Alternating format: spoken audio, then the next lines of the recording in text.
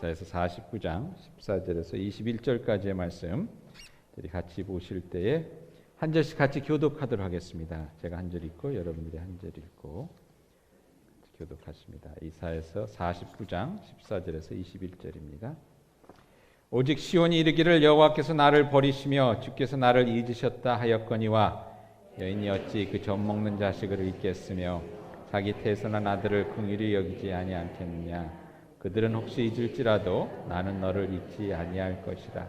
내가 너를 내 손바닥에 새겼고 너의 성벽이 항상 내 앞에 있나니 내 자녀들은 빨리 걸으며 너를 헐며 너를 황폐하게 하던 자들은 너를 떠나가리라. 내 눈을 들어 사방을 보라. 그들이 다 모여 내게로 오느니라. 나 여호와가 이르노라. 내가 나의 삶으로 맹세하노니 내가 반드시 그 모든 무리를 장식처럼 몸에 차며 그것을 띠기를 신부처럼 할 것이라.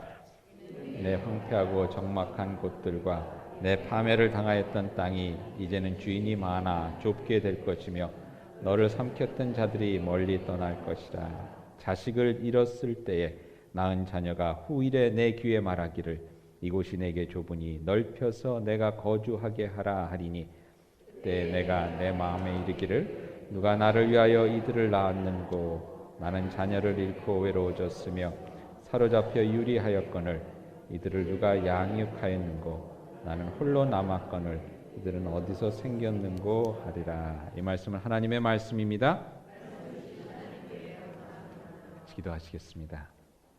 소망이 없는 자에게 소망을 주시며 빛이 없는 곳에 빛으로 함께해 주시는 주님, 저희의 삶에 하나님의 은혜의 손길, 사랑의 손길이 늘 함께 하였음을 이 시간 같이 묵상해 보고자 합니다. 어머님의 사랑이 저희의 삶 가운데 늘 함께 하셨듯 더욱더 놀라운 하나님의 사랑과 은혜의 손길로 저희의 삶이 이끌어져 왔음을 다시 한번 기억하며 주께 영광 돌리는 시간 될 수 있도록 인도해 주시옵소서. 예수님의 이름으로 기도하옵나이다. 아멘. 어머니 주일이기도 하지만 여러분 요즘 졸업 시즌입니다. 많은 그 대학생들이 이제 졸업을 하는데 신학교 동기생 중에 하나가 이제 그 첫 아들이 이번에 졸업을 했습니다. 그 졸업을 해서 참 그 졸업식에 갔다가 그 감격을 이제 그 페이스북에 올렸는데 이런 식으로 글을 썼더라고요. 이제 아들이 졸업하고 나서 어머니 감사합니다. 그래서 어머니를 딱 껴안는데 이제 엄마보다 키가 크고 그렇죠. 그 아들을 딱 껴안으면서 들었던 생각이 아이고 어느새 얘가 이렇게 커서 대학교를 졸업했나라는 생각이 싹 진짜 지나가더래요. 어느새 얘가 커서. 사실 여러분들 자녀들 키울 때 보면 참 힘들고 어려운 일들이 많이 있죠. 특히 어머니들은 아이를 낳을 때부터가 아니라 아이를 배웠을 때부터. 얼마 전에 그 동영상을 보니까 남자들이 그 어머니의 그 엄마의 고통을 경험해 보는 그런 프로그램들이 있더라고요. 그래서 중국에서는 애를 낳을 때 그 통증을 느끼도록 하는 그런 기계를 누가 만들어서 애를 낳을 때 통증을 막 느끼는데 야 남자들이 뭐 그거 눈 뜨고 못 보겠더라고요. 고통 가운데 있는 거를.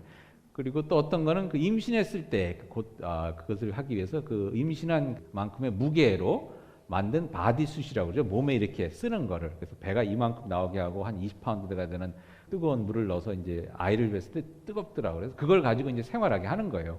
그 남자들한테 그 하이힐 신겨갖고 이거 해갖고 하는데 뭐 이거는 뭐 쇼핑을 할 수가 있나? 그러니까 남자들이 하루 지나고 나도 그냥 넉다운 돼갖고 젊은 사람들이 어머니에 대한 새로운 고마움 이런 걸 느꼈다 그러는데 참 힘들죠. 어렵습니다. 근데 또 지나가면 다 잊게 되는 것이 참 사랑의 힘인 것 같은데요.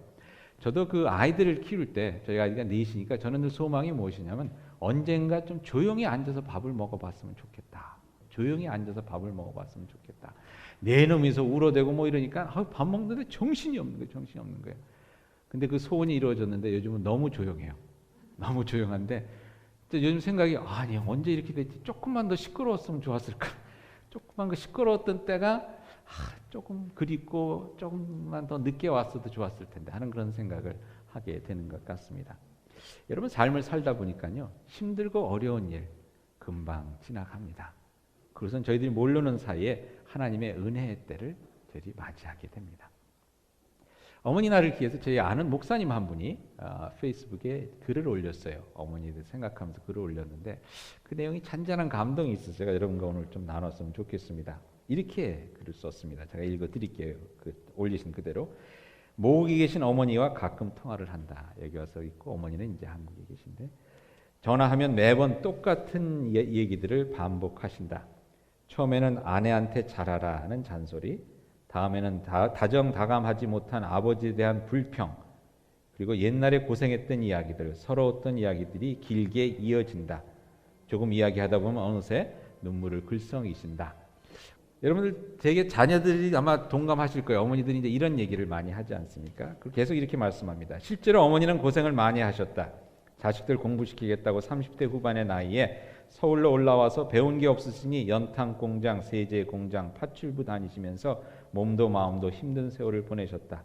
그 와중에 자식놈 하나는 크면서 어찌나 속을 썩였는지 늘 눈물로 세월을 적시셨다. 언젠가는 얼마나 속상하셨는지 먹지도 못하는 소주를 한 병 사와서 내 앞에서 벌컥벌컥 들이키시며 서럽게 우신 기억도 있다. 아무리 고생한 게 사실이라도 전화할 때마다 같은 레파토리를 들으니 얼마나 지겹겠는가. 또 시작이구나 싶으면 귀에서 전화기를 좀 떼어놓고 혼자 떠드시도록 내버려 두기도 한다. 어머니들 모르셨죠? 저희도 이렇게 하는 거. 그냥 스피커폰 틀어놓고 우리 할 일 하는 거. 그러다 마무리에 들어가는데 마지막은 항상 감사로 끝이 난다. 그래도 내가 지금은 얼마나 행복하냐. 하나님이 내 기도를 들어주셔서 나를 이렇게 살려주시고 속속이던 아들 저렇게 사람 구실할 수 있게 해주시니 얼마나 감사한지 모른다. 매번 반복되는 레파토리라 지겹기도 했는데 얼마 전 말씀을 묵상하다가 그 레파토리가 어머니의 구원의 찬가라는 사실을, 하나님의 구원의 손길을 경험한 고백의 노래라는 것을 깨닫게 되었다. 인생의 마지막에 그 영원히 하나님께 올려드릴 구원의 찬가 말이다. 매일같이 반복되는 그 이야기, 여러분 시편입니다. 내가 힘들었는데 하나님께서 나를 구원하셔서 이렇게까지 인도해 주셨습니다. 구원의 노래를 어머니께서 하신 것이다 라는 깨달음이 있었다는 그런 내용인데요. 오늘 읽은 성경 구절이 바로 그런 구원의 찬가입니다. 오늘 앞부분에 보면 뭐라고 나옵니까? 시온이 얘기하기를 하나님께서 나를 잊으셨다. 하나님께서 나를 버리셨다. 여러분 저희의 삶을 그렇게 느낄 때가 많이 있습니다. 힘들고 어려운 때 하나님은 어디 계시나 그런 생각이 들 때가 있죠. 그러면서 한 여인의 이야기를 합니다. 여기서 나오는 여인이라는 것은 아이를 잃은 여인인데 예루살렘을 상징합니다. 예루살렘은 이제 여인에 빗대어서 얘기를 하는 건데 이 여인의 얘기가 이런 겁니다. 자식을 잃은 겁니다. 무슨 이유인지 모르지만 자식을 잃어서 잃은 자식을 생각하면서 밤낮 울고 있는데 그 자식을 생각하며 밤낮 울고 있는데 어느 날 갑자기 어떤 사람이 오더니 이렇게 얘기를 하는 거예요. 어머니 집이 조그매요. 새 집 사야 되겠어요. 넓은 집 가야 되겠어요. 정신을 차리고 보니 잃은 자식 생각하면서 울고 있는 동안에 또 태어난 자식들이 커서 자식의 자식을 낳고 그러다 보니까 이 식구가 자기도 모르는 사이에 커져서 집이 좁아졌다는 겁니다. 무슨 얘기입니까? 예루살렘에 있던 모든 사람들이 죽거나 포로로 잡혀가거나 아무도 없는 그런 텅 빈 폐허 같은 성이 되었는데 어느새 하나님께서 역사하시는 가운데 어느 날 눈을 들어보니 그 성에 사람들이 꽉 차게 되었다는 거예요. 성을 이제 넓혀야 되겠구나, 땅을 넓혀야 되겠구나 하는 은혜의 때에 오게 되었다는 것입니다. 여러분들 아마 인생을 돌아보면서 그런 고백을 하시는 분들이 많을 것 같아요. 힘들고 어려운 것 같았는데 세월이 지나고 보니까 어느새 하나님께서 그동안 역사했어. 나는 힘들고 나는 어렵고 나는 눈물로 보내고 나는 소망이 없는 것 같았었는데 그 기간에도 하나님의 은혜는 계속되고 역사하는 가운데 나중에 보니 하나님께서 이렇게 역사해 주셨구나라는 것을 깨닫게 되었다는 것.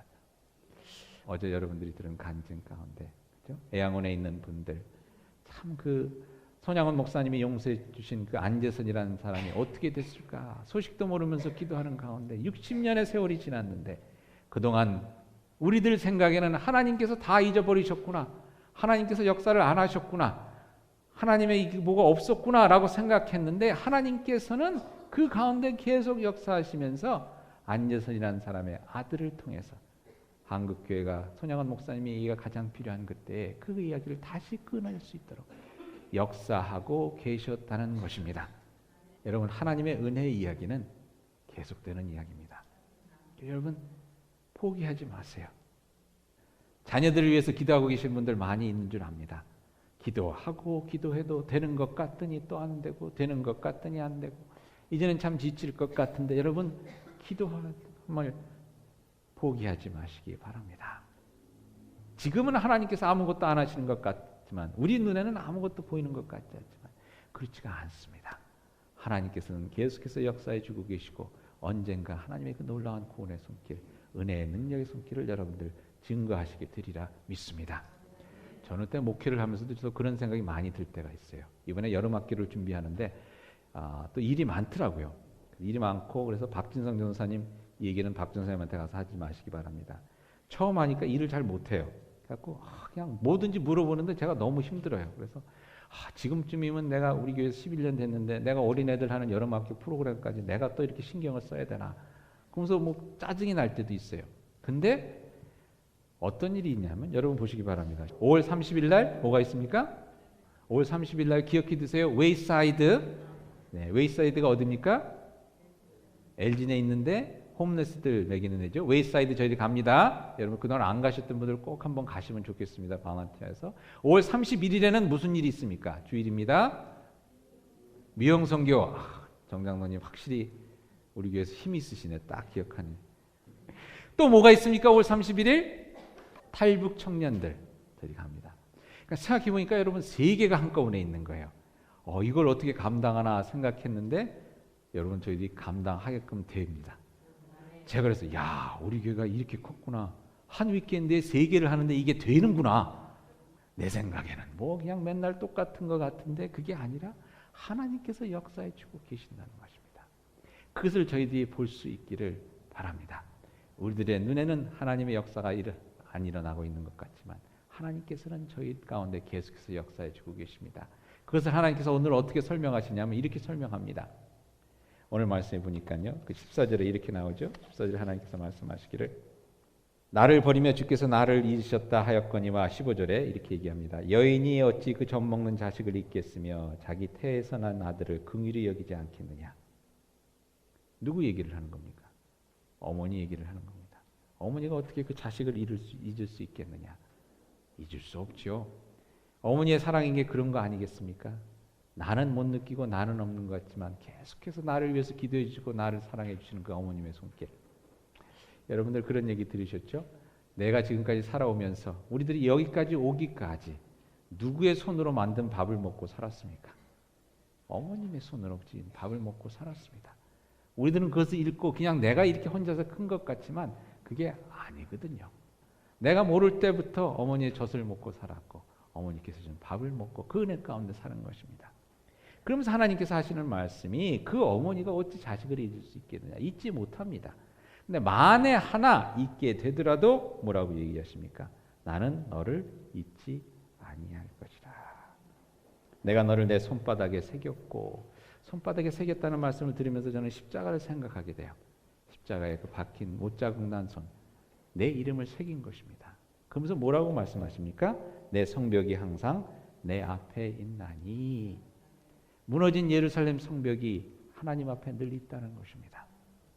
우리들의 무너진 성벽, 우리들의 삶 가운데 무너진 성벽, 하나님 이 성벽 세워야 되는데 안타까워하는 그 삶의 성벽들이 하나님 계속 보고 계시다는 것입니다. 그리고 결국은 그 성벽이 세워질 뿐만 아니라 더 넓혀져야 되는 그 성벽, 하나님께서 늘 마음에 두고 기억하고 그 성벽을 세워가고 계신다는 것입니다. 우리들의 눈이 실망과 절망 속에서 땅만 바라보고 있을 때에 하나님의 놀라운 은혜의 손, 십자가에 못 박힌 그 손으로 우리들의 허물었던 성벽을 다시 세워주십니다. 우리도 모르는 사이에 눈을 들어보니 그 성벽이 세워져 있고 하나님의 은혜로 채워져 있게 된다는 것. 그것이 우리들의 신앙의 믿음의 고백이 되는 것입니다. 여러분들 그래서 여러분들 신앙 가운데 이 하나님의 은혜가 계속해서 진행되고 있다는 것.